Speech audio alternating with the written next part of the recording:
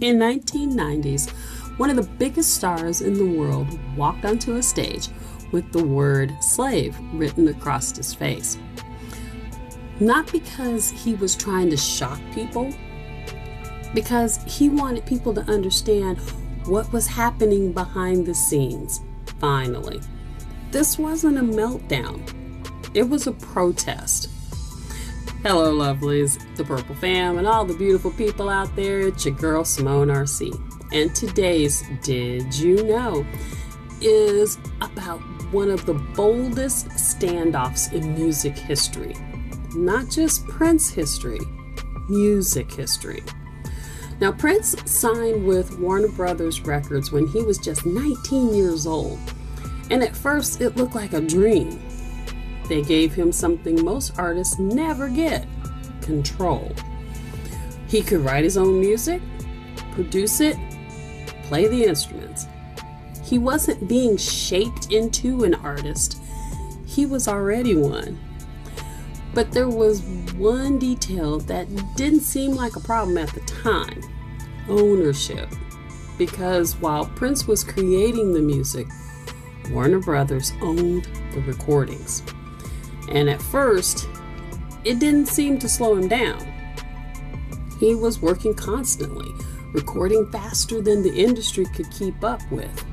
Albums, unreleased tracks, entire projects stacking up behind the scenes.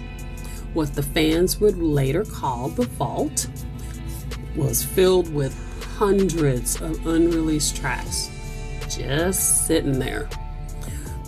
But the more he created, the more the label tightened control.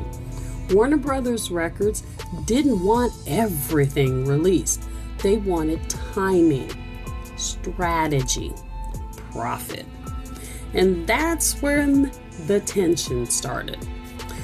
Because Prince wasn't trying to slow down. Warner Brothers wasn't trying to speed up.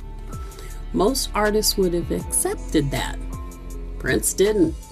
He went to war. By the 1990s, things had changed. Prince wasn't just an artist out there. He was one of the biggest artists in the world. But behind the scenes, he felt controlled, restricted, owned. So he stopped being quiet about it. He started showing up in public with one word written across his face: slave. And people didn't understand. How could someone at the top of the industry call himself that? This is Prince, global superstar. How is he a slave? But Prince wasn't talking about fame. He was talking about control, about contracts that gave corporations ownership over something deeply personal: his music. He called his contract invisible shackles. The music came from him, his mind, his body, his soul. But legally, it belonged to a corporation. He believed that if you create something, you should own it. And he was willing to make people uncomfortable to say it. And he wasn't just fighting for himself. He was exposing how the industry works. Young artists signing contracts that they fully don't understand, giving away ownership before they even know their worth. But writing slave on his face, that was just the beginning. Then on June 7th, 1993, which also happens to be his 35th birthday, he did something that confused the entire world. He gave up his name. Prince was no longer Prince.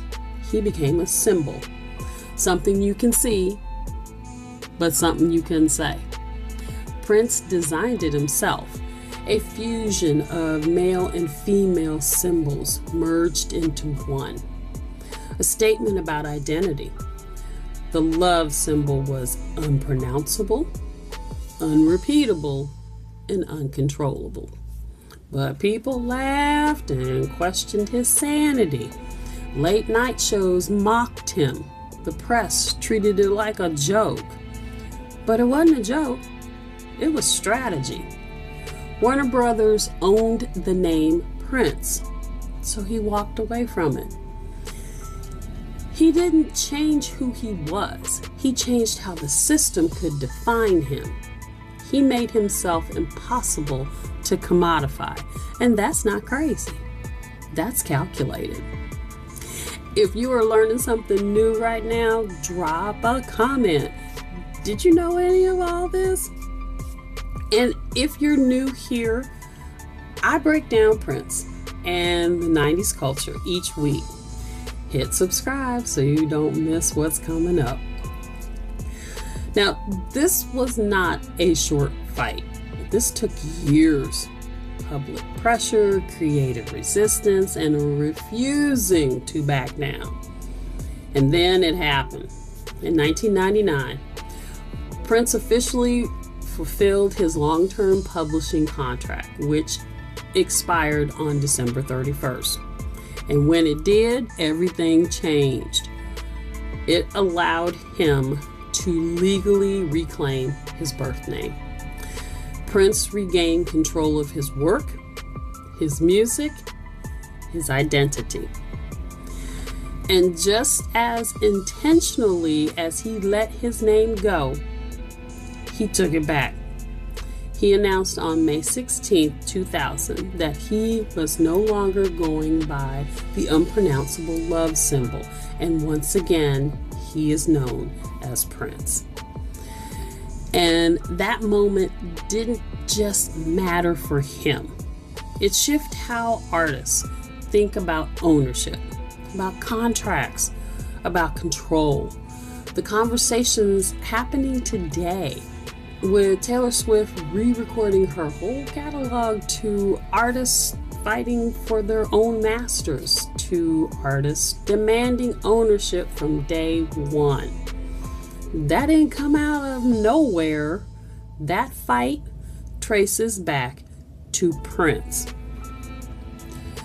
Prince once described the situation as being controlled without chains. So he made the invisible visible. He challenged the system in public. He risked being misunderstood. He refused to stay comfortable.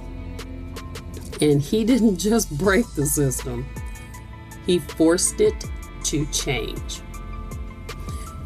If this fact moved you, there is so much more waiting for you on Prince, the 90s series. Subscribe and join the Purple Fam.